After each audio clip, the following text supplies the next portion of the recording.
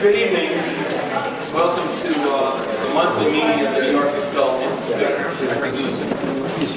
Before we begin tonight, there are two messages that I want to impart. The first is, for people who don't know about the Institute and want to be on mailing lists or want information about the Institute, there is a yellow pad of paper up there by the drain with a pen. So when you leave tonight, you can put your name and address and your telephone number down.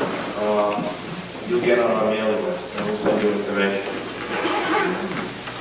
Message number two, for people who are already in the Institute, sometime this month you will be receiving a document which is the work of the Interim Executive Committee. Everybody in the Institute should read this document and come to the meeting in January, especially for those of you who were with us all last year and who did all the struggling around the issues of restructuring. This meeting is going to be very important for the Institute. I'll probably be very excited, and we want as many people as we can to be there to give input. So, hope we'll see you the first week in January.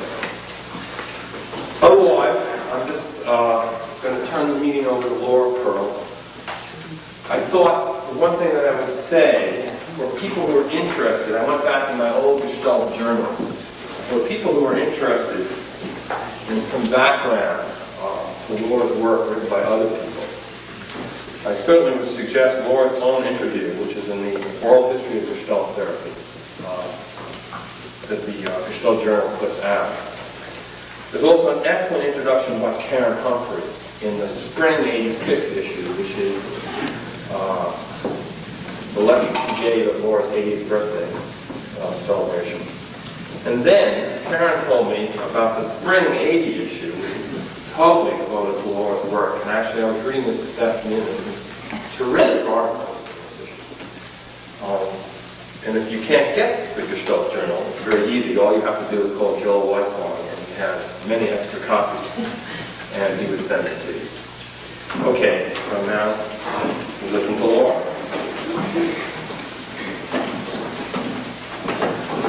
Can you hear me? Yes.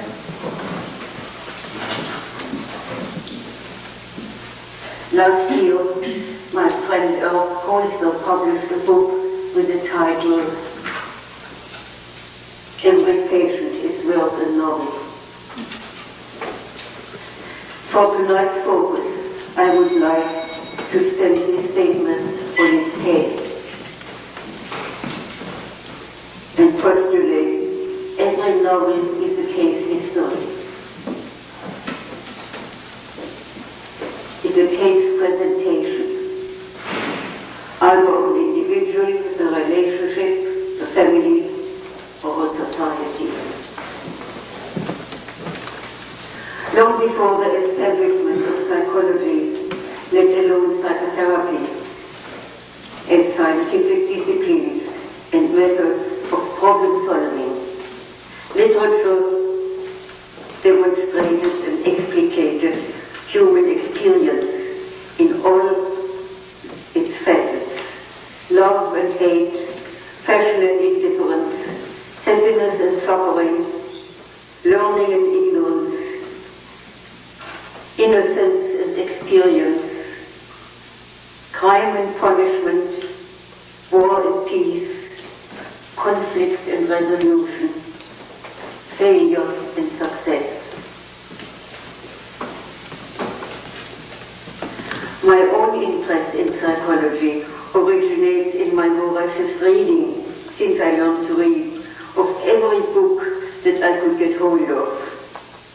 From nursery rhymes and fairy tales to stories, novels, plays and poetry of many languages and many time periods.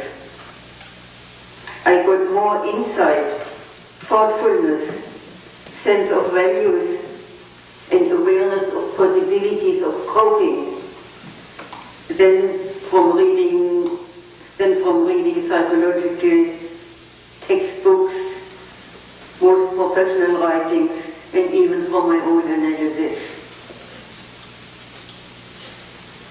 These provided systems of intellectual broadening of what I had already experienced in a much more lively, spontaneous and powerful way through my lifelong involvement in literature.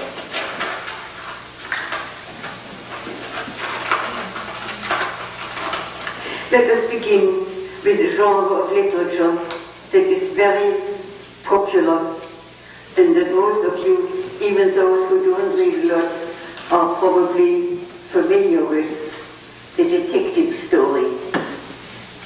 It always starts with a crime that confounds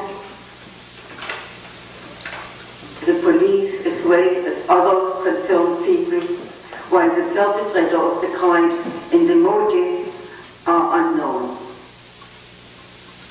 The really good detective story then proceeds in applying a method of investigation that serves as a useful metaphor for the Gestalt therapy approach.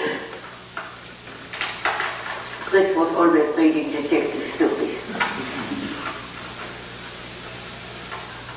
Asking the questions what, where, when, how, whose benefit. It describes in every possible detail the memories of all the people involved with the victim at or around the time and place of the crime, as well as their suspicions of the possible criminal. Any premature interpretation of insufficient clues usually leads to more confusion and provides red herrings. So the question, why, is severely discouraged. When all the details are in, the motive emerges as a strong gestalt, and with it the person or persons who committed the crime, but were least or not at all suspected. As in a good therapy, it is the minutely detailed observation and the attention to what is usually taken for granted or neglected that leads to the turning point, the aha experience, and the ultimate success of the investigation.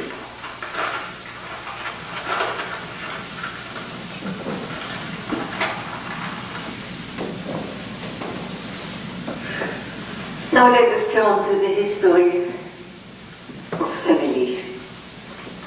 They are represented in antiquity by the Oresteia and the Oedipus dramas, in the Middle Ages by the Nibelungen, in the Renaissance by Shakespeare's King Lear and Romeo and Juliet, and last but not least by numerous 19th and earlier 20th century novels.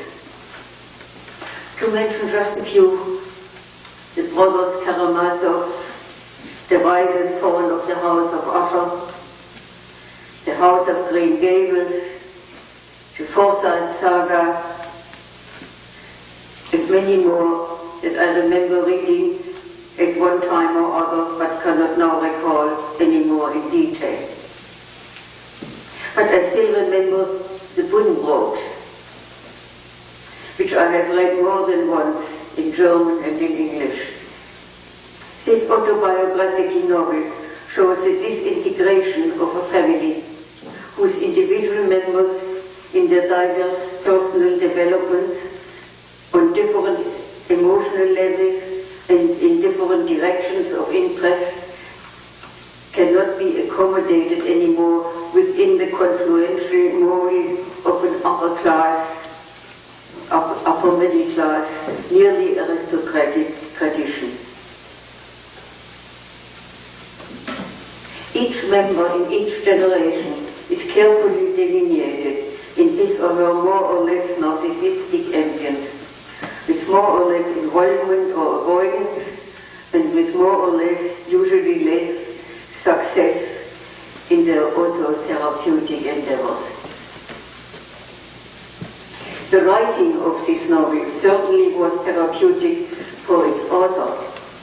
Thomas Mann succeeded in disentangling himself from the conservative family bonds in Lübeck and moved to Munich, where in a more liberal and artistic atmosphere his creative talents had a greater chance to unfold.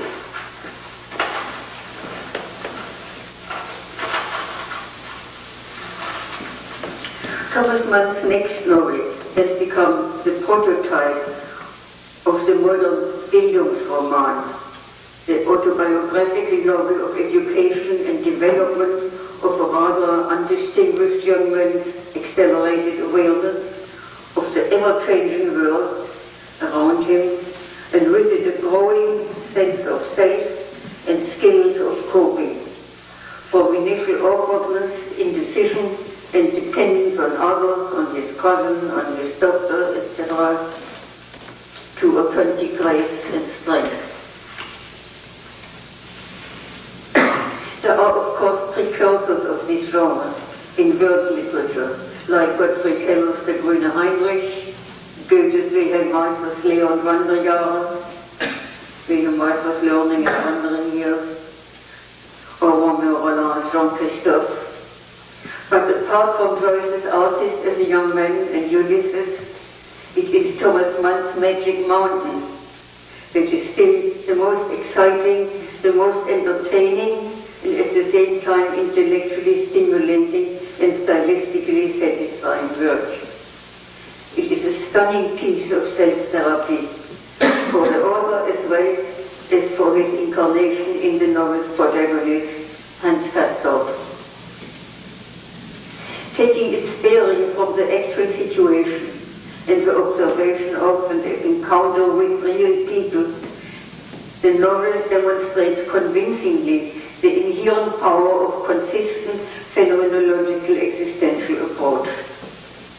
I see it in contrast to Proust's Remembrance of Things Past, which is a piece of psychoanalysis that endlessly refines the narrator's sensibilities, but still leaves him sickly stuck in bed.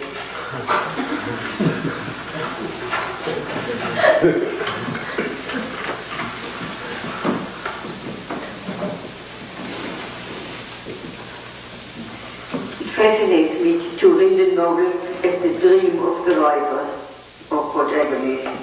Seen this way, the Magic Mountain, quite apart from the actual sanitarium in Davos, is the therapeutic situation within which all the changes and developments take place. Thomas Mann himself was involved in a personal psychoanalysis.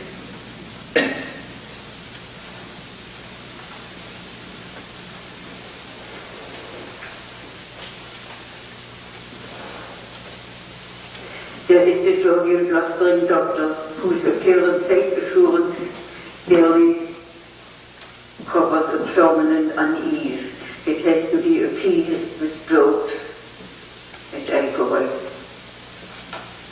There is Madame Chauchat, the attractive, seductive female with the underlying emotional remoteness and probably frigidity. There is the old Spanish lady mourning her two sons lost to tuberculosis, persistently, resentfully complaining, too late day, but not raging against their cruel fate or really grieving. And there are Nafta and Settembrini, the Talmudists and the hedonists, carrying on their endless dialogue between orthodoxy and anarchy, between reason and passion. All these people, besides being modeled after real people in the actual Davos institution, serve as convenient projection screens for Castorp's own unresolved conflicts. Through observing and confronting them, his growing insight, understanding, acceptance or rejection form an ongoing process of self-development that enables him finally to leave the Magic Mountain and to face the real struggle in the real world.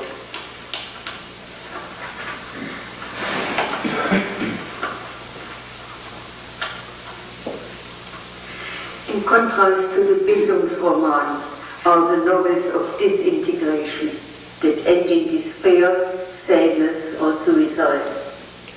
The protagonists, at least in the 19th century novels, are mostly women.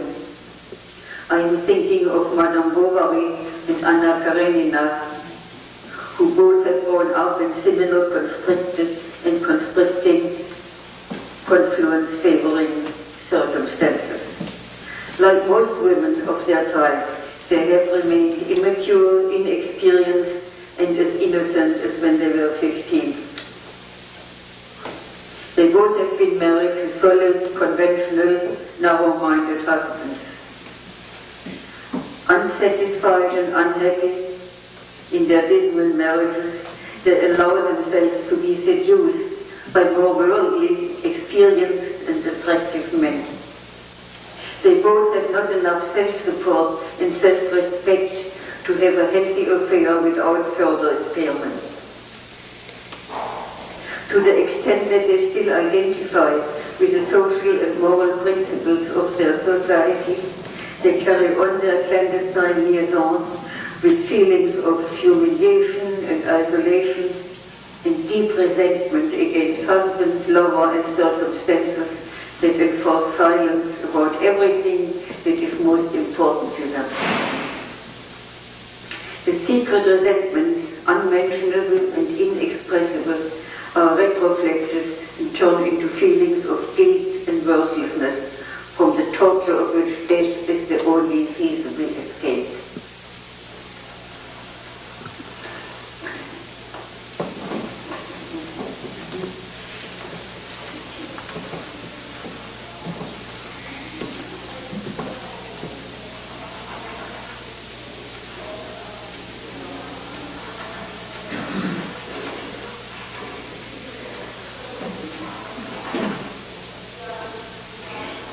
In contrast to these unhappy ladies, we have Hester Prynne, the heroine of Hawthorne's Scarlet Letter. Hester is a healthy country girl from a more primitive, less tightly organized, and less ambitious background.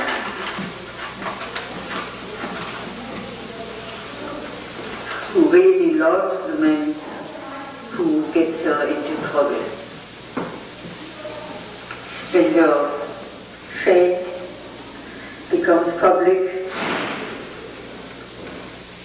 with her shame become public and her self-respect intact, she does not betray the father of her child, whose position as a minister depends on his unsullied reputation. She takes the sole responsibility, and wearing the Scarlet Letter nearly like an emblem of pride, she succeeds in making a sort of quite acceptable life for herself and her daughter. But her lover, the Reverend, what's his name, has to live with an unrelievable guilt feeling of having betrayed not only his love and his tribe, but also his vocation. As a minister of the church, he has not even a way out into suicide, but is condemned to life, carrying the burden of secrecy and silence forever.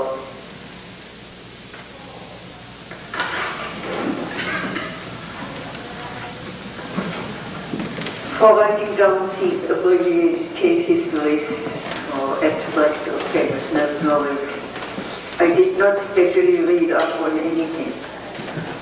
Triggered off by the initial idea of the novel as case history, pertinent examples emerged quite spontaneously from my memory store. What makes a story truly memorable is only to a small degree the factual storyline.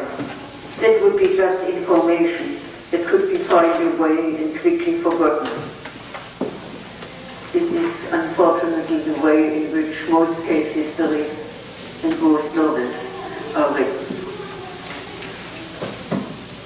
A story becomes memorable through the way it is written, the style, the richness of language and imagery, through metaphor and paradox, through its psychological insight, intellectual astuteness, philosophical implications. By reading a great novel, your own intellect and imagination are challenged. Your own language becomes more expressive. Your writing more readable and more interesting. All your powers of communication are enhanced.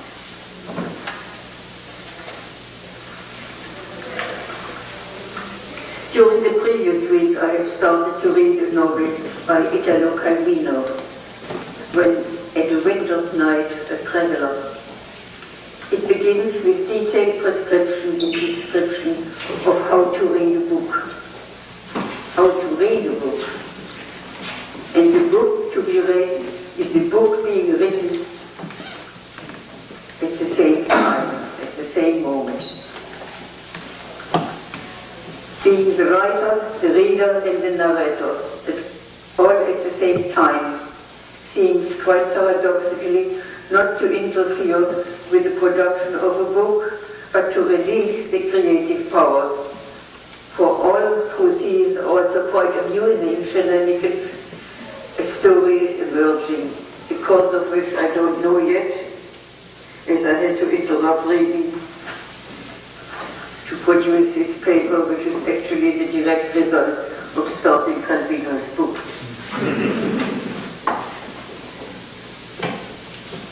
My next reading project will be the Dictionary of the Khazars by the Yugoslav poet Milorad Pavis, who says, "We have been wrong. We have always talked of talented or gifted writers. We should talk of gifted and talented readers." So the reader becomes an active collaborator, even the essential protagonist of the book. I am very intrigued by this innovative approach to reading, which does not lend itself to easy projection. Neither do serious novels. They don't present facile formulas you can learn by rote, but new facts of life, different ways of thinking, feeling, and acting. Like in Sesame Street or Uncle Rogers in kids' television, you may read a novel just for entertainment and relaxation and not realize at all that subliminally you are learning in a way that may change your life.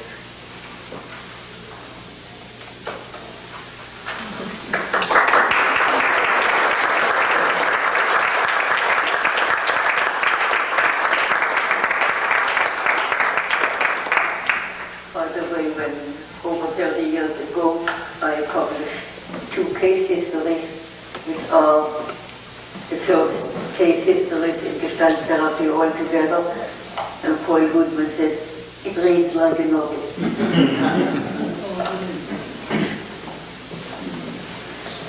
Okay, I leave it to you.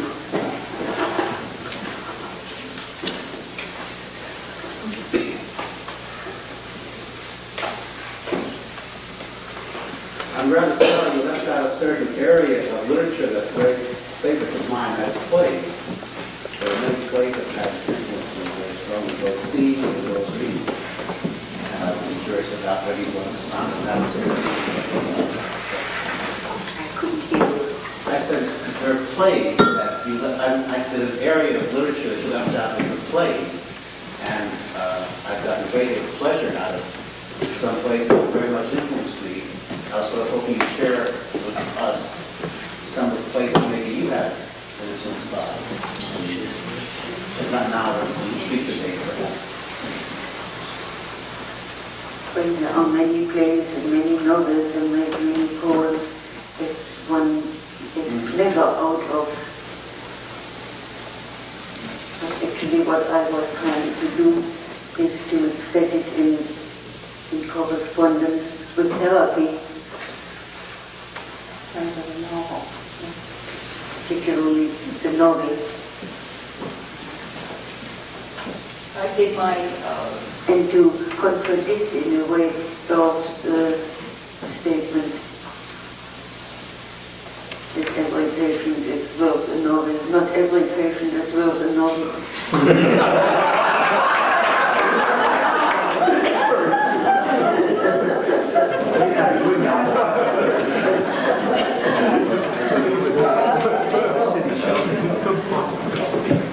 And it seems to me a kind of an artificial effort.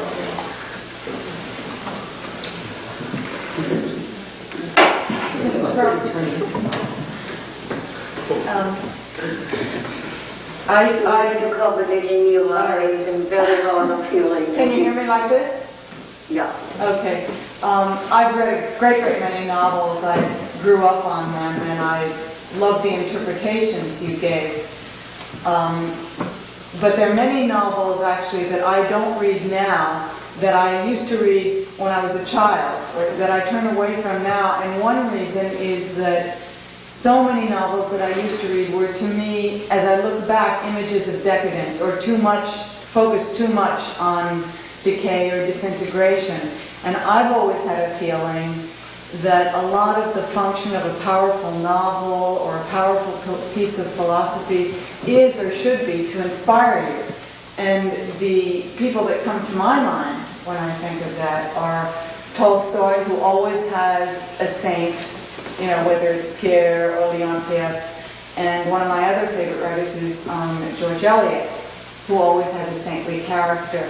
And a lot of times, what I wanted to ask you is if you could kind of associate onto that theme from the point of view of what the positive character, what the moral character, what the committed person, what the person who has a vision on life in a novel can tell us from a therapeutic point of view or about therapy.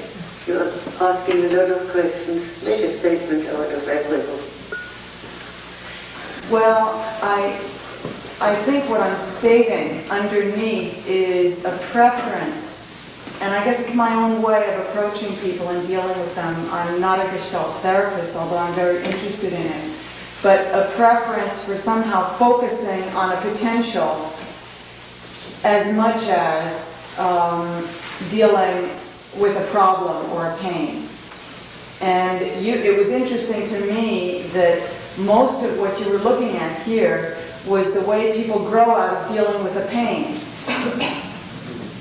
You see what I'm saying? Focusing on stories of pain and difficulty is really an incentive for change.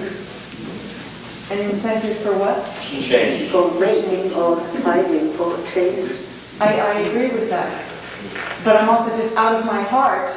It's people, I can't remember the character in what's Middlemarch. What's the name of the woman in Middlemarch? Do you remember? No, I don't. The heroine in Middlemarch. Or Adam B. American literature, so I'm not quite as familiar with it. I don't remember it as well. I have read it all, but I can't remember it that well.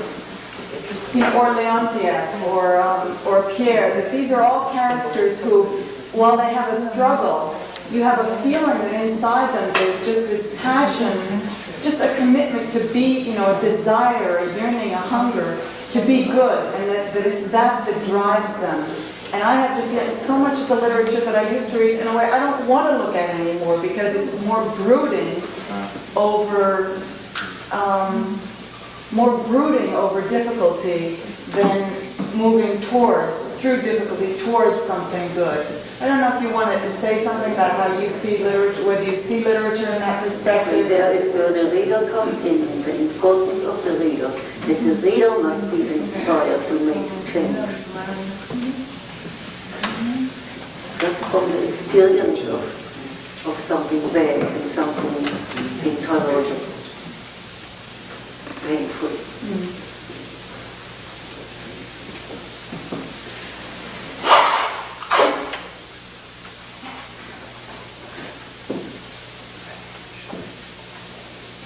Actually, dialogue is between the writer and the reader.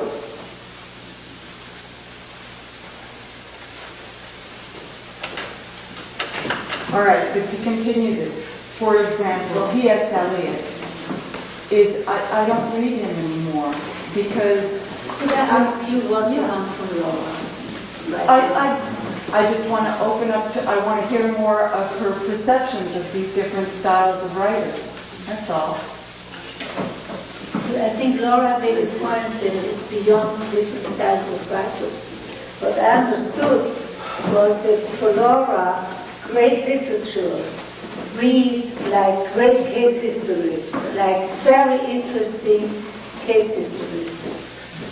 And that we as therapists can learn from great literature. Sure. That's what I understood. I don't know if that's what you meant to say. No, I wasn't questioning. What I got from Laura that maybe would help you is that there's a figure ground process going on in reading literature, and the reader becomes the figure, the emerging figure from the ground of the literature. And possibly what you're experiencing in reading these depressing novels is your own disturbance in figure formation. Fine, I was really asking more just for a sense of how these other characters function. It's okay, I think we should just let it pass. No, we shouldn't let it pass. You had very deep concern. You had very deep concern in just skittling off the major premise, which was the reader as artist forming himself in the context, as Steve pointed out. The real question is, how is it that you do not go back to those novels and find out what your unfinished business is with those themes?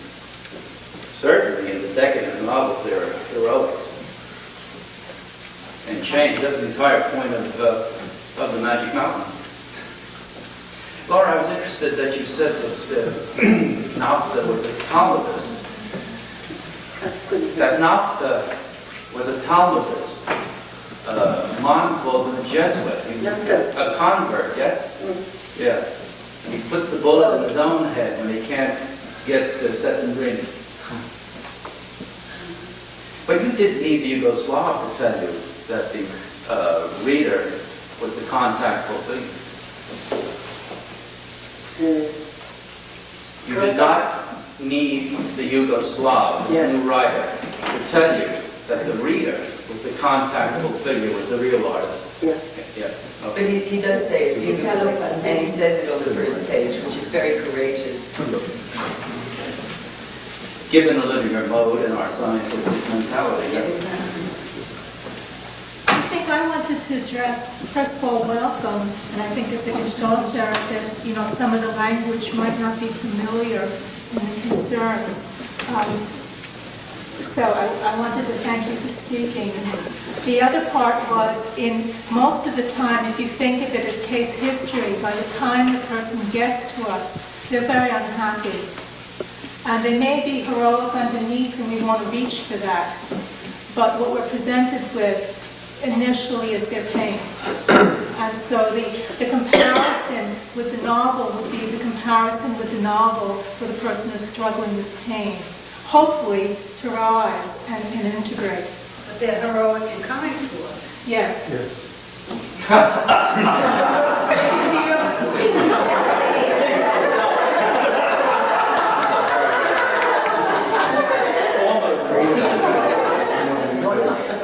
The symptom itself is an act of heroism. The neurosis is based on a creativity, so that the parallel is apt and even perfect.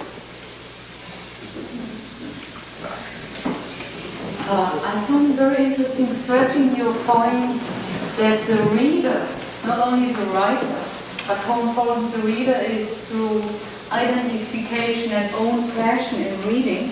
And what it brought to me is there is a part of literature on fairy tales that only got written down recently and remain told stories, especially Turkish fairy tales by maybe you know her, Elsa Sophia von Kampeltner, which is one of the first European people who got into that culture. And I thought of myself reading with people that I like, reading them fairy tales or having fairy tales read to me. Or, for example, I had the Magic Mountain read to me over a period of a year. And how through this intermediary process of someone reading something to you, that he is identified with, a third category comes in. I mean, the writer, the person who reads it, and you yourself listening to the fashion and the language and all that, how it makes things even more intense and yeah. And interesting enough, that's a growing thing that we read to each other. Book, you can see that very clearly. There is the writer, the reader, and the narrator. Exactly. Exactly. And somehow he succeeds in really describing the complicated process that goes on in the reading or in the production of a book, and the correspondences between the two. It goes continually like this. And you can't read over things if somebody reads something to you. I mean, you get into an interlocking process. And it's confusing and illuminating at the same time. I liked your analogy to the dream, because I was thinking that just as in a dream we have to dream up those other parts from ourselves, that any character in a novel, any setting, of course, has to come out of the novelist and be imaginable to them. And that seemed to me a very fruitful pursuit of looking at the novel that way. Of course, it depends on your own powers of imagination and visualization, how much you get. Yes, how much you can imagine about the writer. Are you But familiar of course, overreading, you improve your faculties of imagination. Are you familiar? Stallero and Lockman have written a book called Faces in the Cloud, I believe. And they're self-psychologists. Count here. Stallero and Lockman have written a self-psychology book called Faces in the Cloud, in which they look at psychotherapeutic systems through the pathology and the psyche of the person who made the system. As psychotherapeutic systems being a novel, almost, one can read as a case history of the originator. Mm-hmm. Would you hear that? I am thinking. Now, I didn't know if you could hear me. Yeah, I heard you, but I don't really know what you are talking about.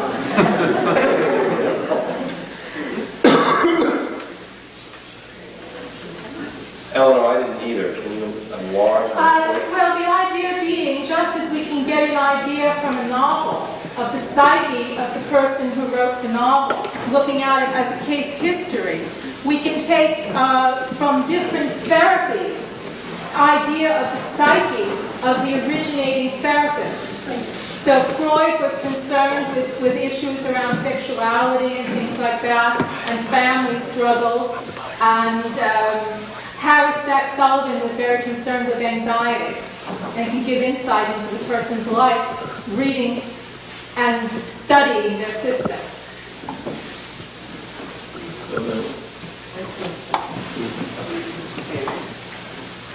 So? So, that's it. So?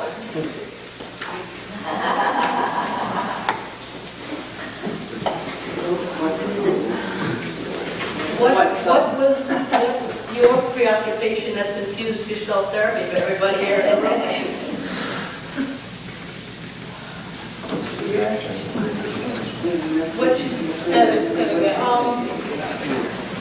If the modality of therapy is a function of the person who originated the modality, and you are here and one of the originators of Gestalt therapy, what is the, I would almost say overriding archetype, but what's the word I want?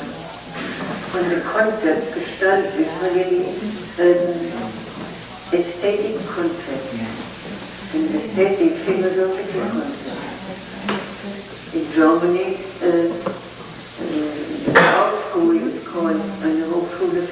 Gestaltung, the high school for making Gestaltung. And your question was, what does that say about you, the creator of Gestalt therapy, though, right? No, what does Laura, yeah, she has answered it. Who Laura is has viewed what Gestalt therapy is. And what I'm It hearing says that I'm as much an artist Yes. than anything else. Yes. Laura, I was wondering whether there was another goal in writing that paper. I've listened to you before lecture a group of Gestalt therapists by using a movie. And in there you've always had a kind of moral, a kind of statement to Gestalt therapists about how they might grow. And I got the impression that your writing that was also to encourage us as therapists and people who are learning to read, to fill ourselves with Not Western only culture. to read the professional literature, Right. which most of you do, which is usually not very well written. I'm bored, yes. So for me, mostly boring. Yes. And also the texting part of how to explore who Yes. the other person is. Sure. Especially the phenomenological approach in terms of what you were talking about. The Actually, magic as I mountain. said, long before there was any psychology or psychotherapy, He was right. there were great writers from antiquity on. Do you think Were there's great hope? psychologists. Do you think there's hope? Well, I think that perhaps I gave a few hints of how to get there. Yes. Particularly for people who usually don't read, or read only the newspapers and professional magazines.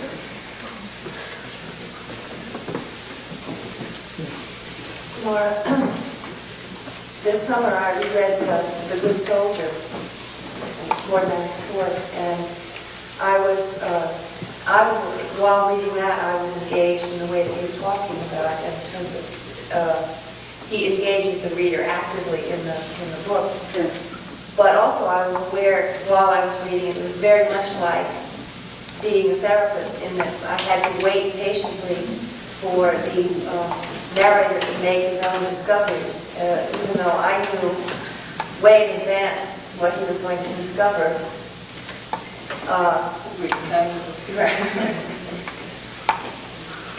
And that was the reason why I was so impressed by Martin Buber and Paul Gilly, because they really address you, the listener or the reader.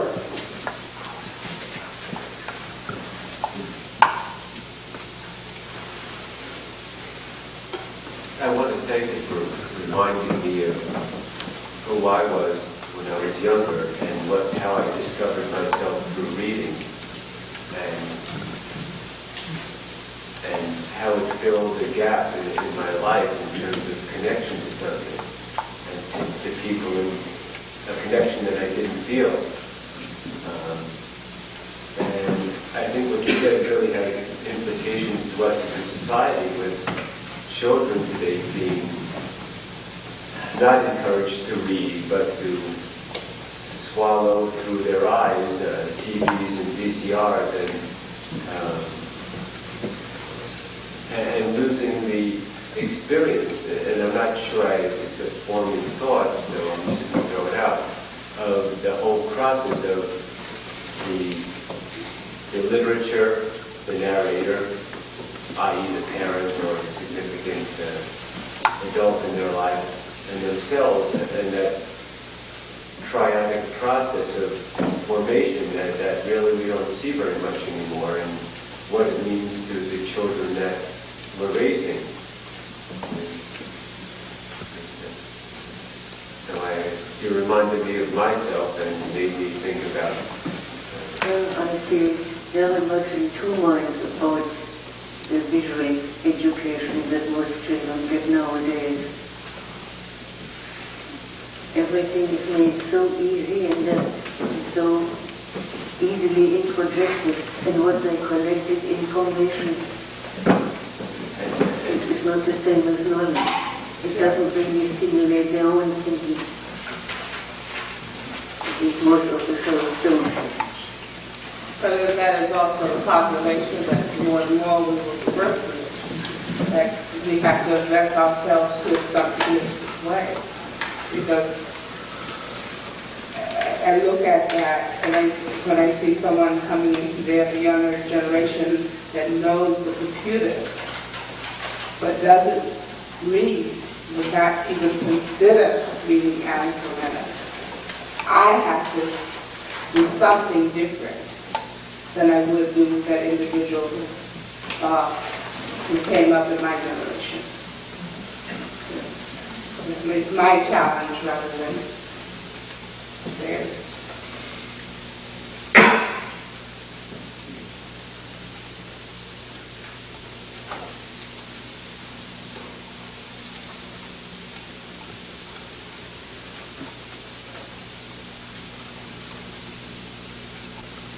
If the therapist is a detective, as you started out saying, if a therapist is a detective, and the patient is the criminal,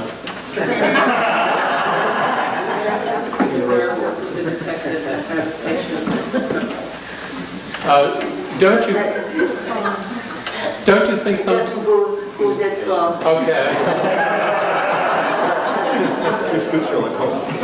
Don't you think? Oh, the crime. Excuse me.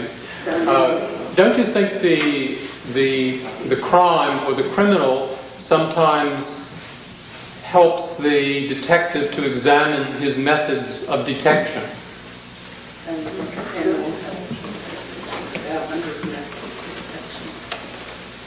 Period.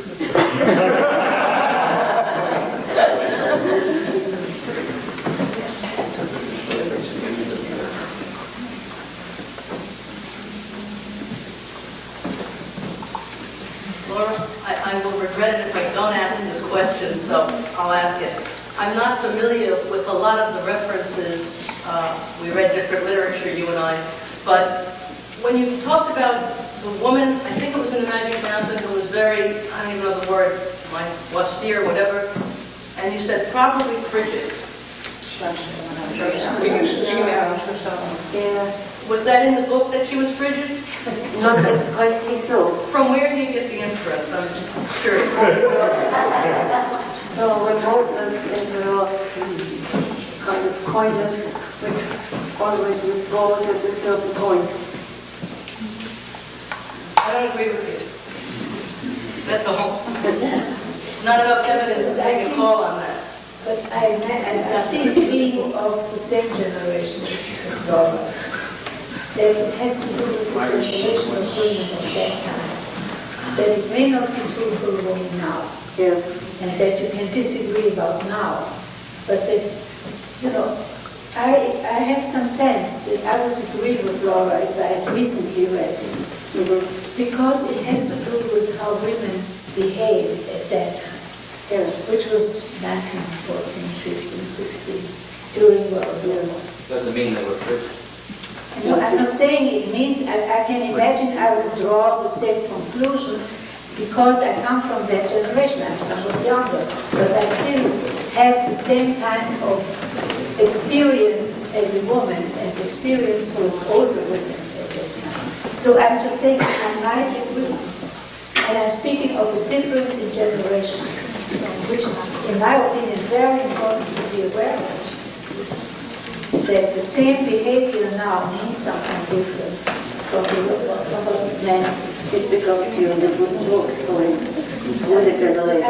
simply saying it has something to do with a particular generation of women that Madame Chauchat represents, and class. I think if you would agree, you would probably suspect she were.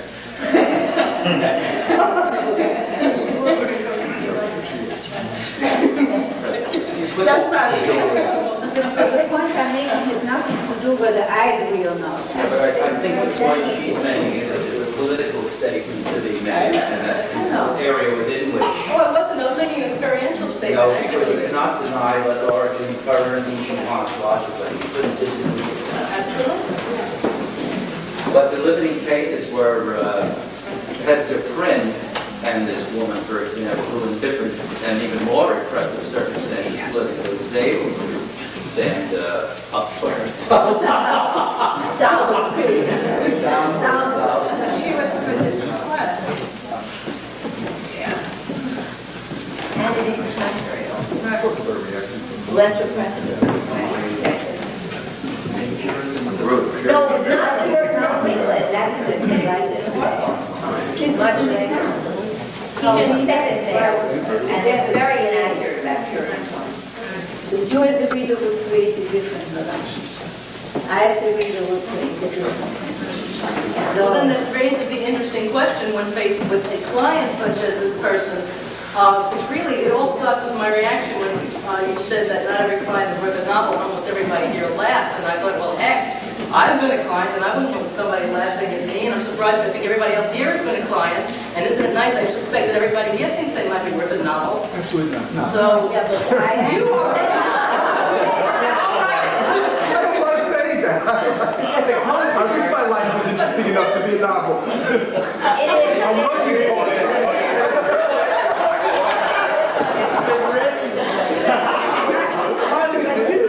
It's like the minute No gossiping here. in reaction to that type that we are faced with. Bunch of scribes. It's now the king.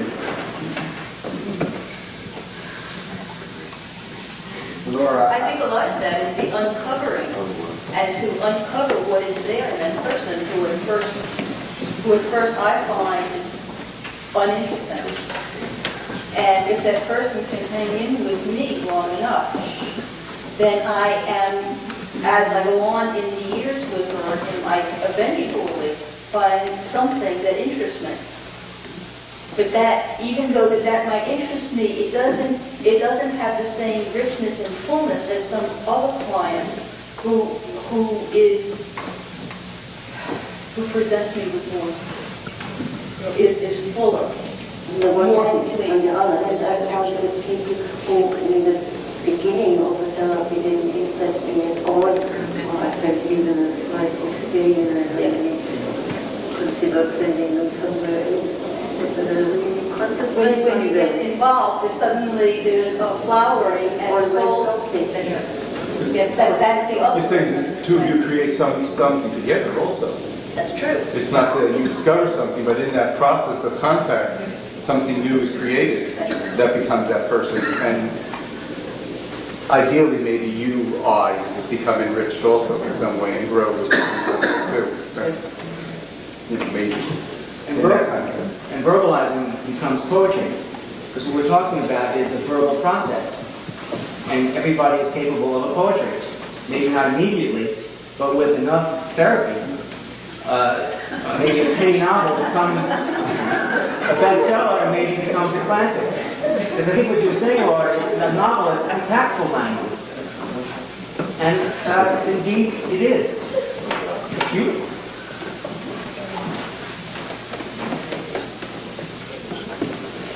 I started reading novels for they call me just a reading kind of therapy. Laura, I want to add my words of appreciation as one who has forgone the reading of novels over the years. I appreciate your pointing out the direction for me to grow it. One of the distinctions you made was novels that involve an integrated process and ones that involve disintegration.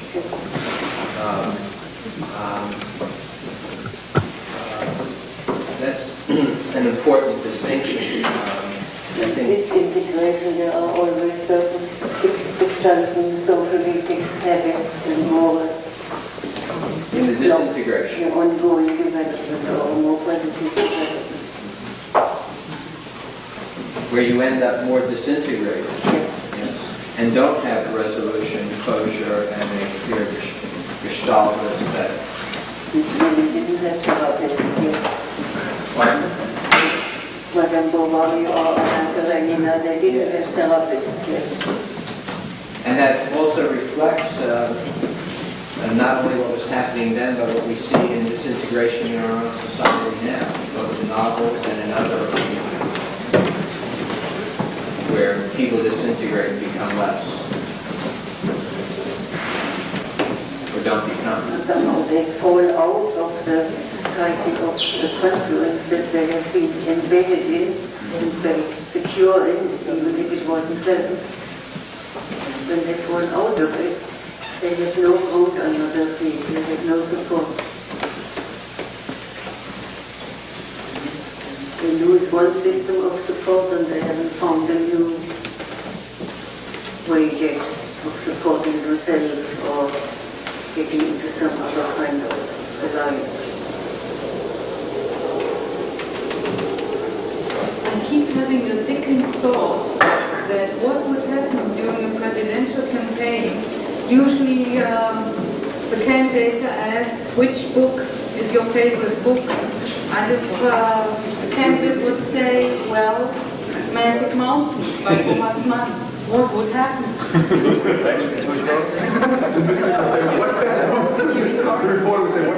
Jerry Brown said that. So I asked the whale, I asked about that.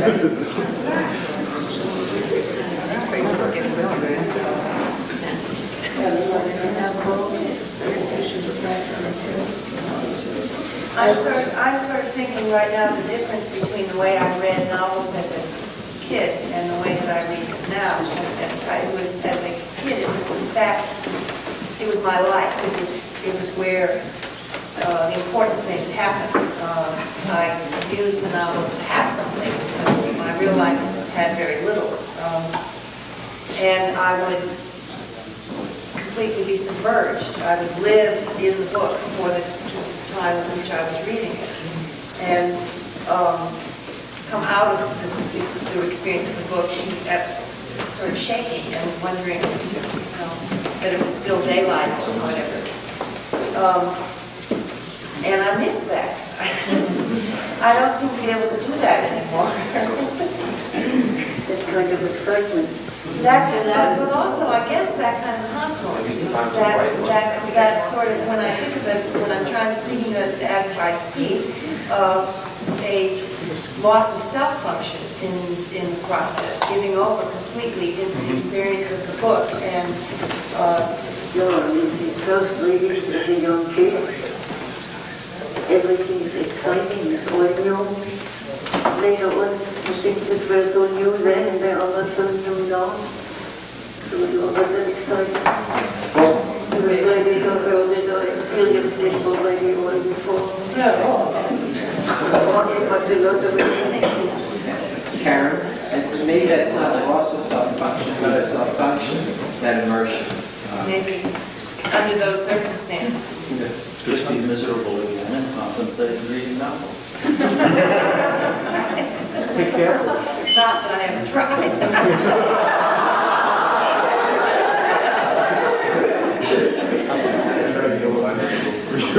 Yeah, it could be seen as creative self-support, moving out of the world that you were in, using whatever tools were handy. If you were a child, as I was, in a family without too much choice, this was the choice I could make to help myself. Which may have been useful at the time, which doesn't mean that it's useful now. Exactly. What happens, of course, is that the habits which are formed, then they become automatic and you carry them over even if they're not useful anymore. Laura, you seem to be saying that it's hard to pull it up again. You want to hold that as a projection? Laura, you and I seem to have agreed.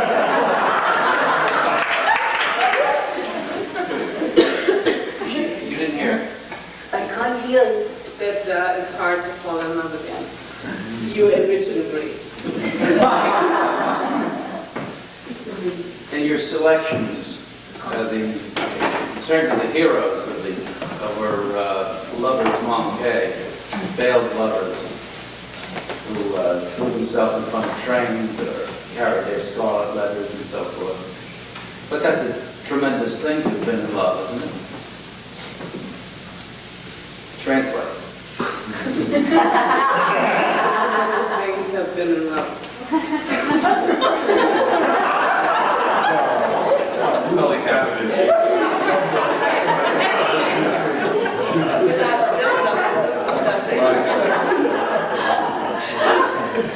The next best thing. It's what? The next best thing. What is it? What is the next? What's the next, What having been is the next best thing. Oh, I see. Laura, you said that Thomas Mann had been successfully curing himself through writing, but that seems very rare to me.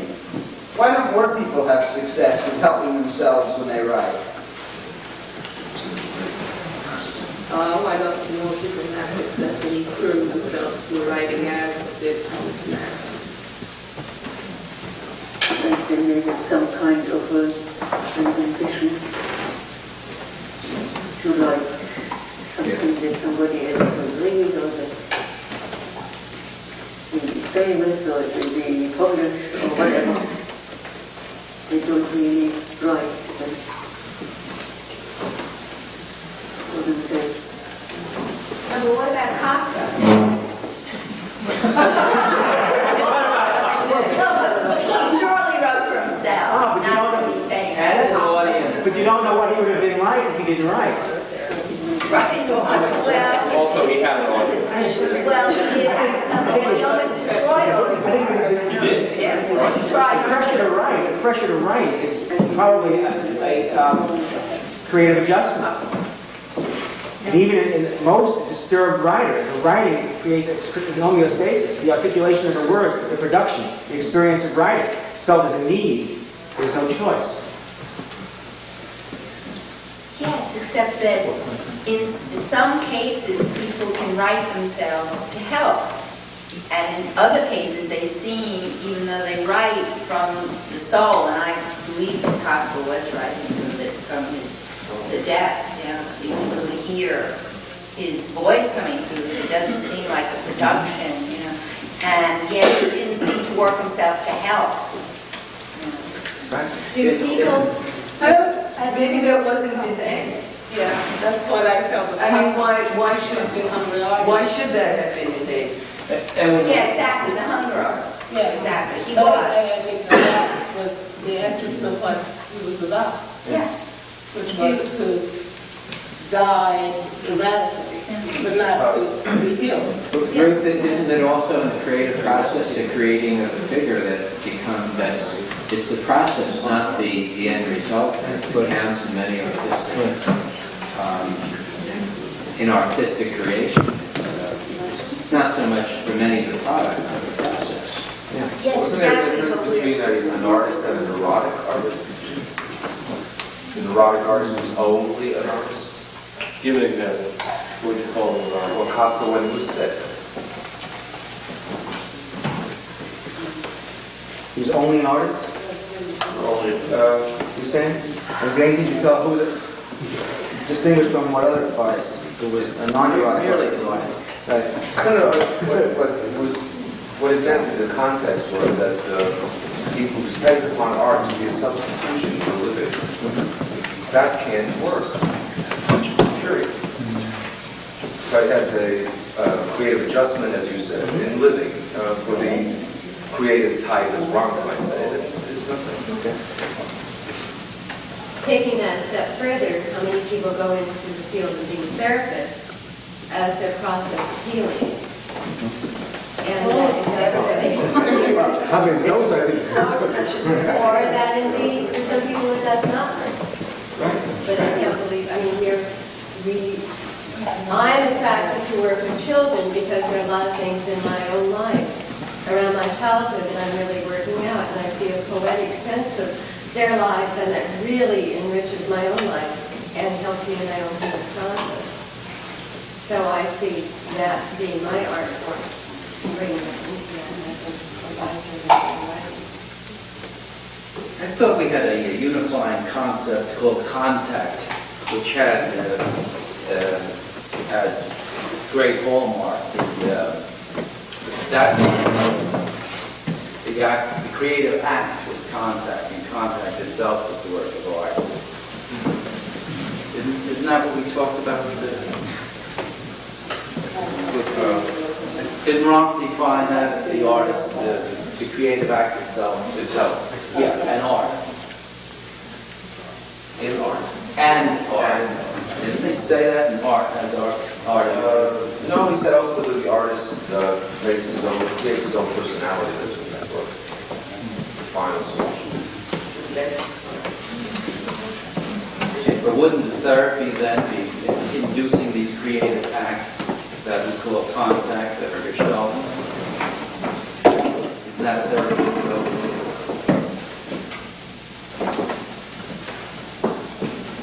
Isn't that what Laura was talking about when she introduced the third person, the reader?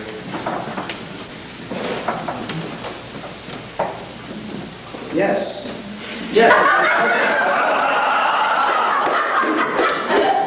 Thank you, Perry. I think one of the points that Doug was raising is a really interesting one that touches on what Laura had spoken of, which was the aesthetic in writing. And I'm wondering if that's the difference between the contact and art and the neurotic art, as you used the term. Neurotic artist. Neurotic artist. That there's an aesthetic that the neurotic, and maybe this word aesthetic needs more definition. So does ours. So does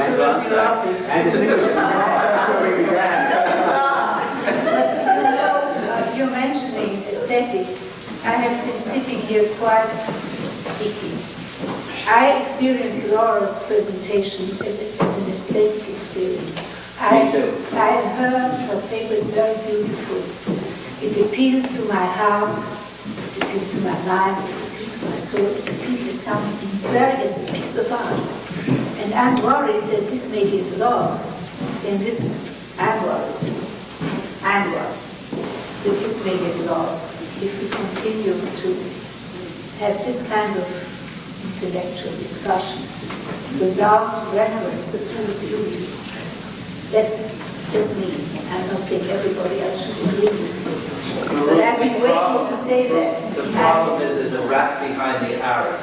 And the rat is that if therapy is merely doing art, then what happens to standards, what happens to training, what happens to... I'm not speaking about it.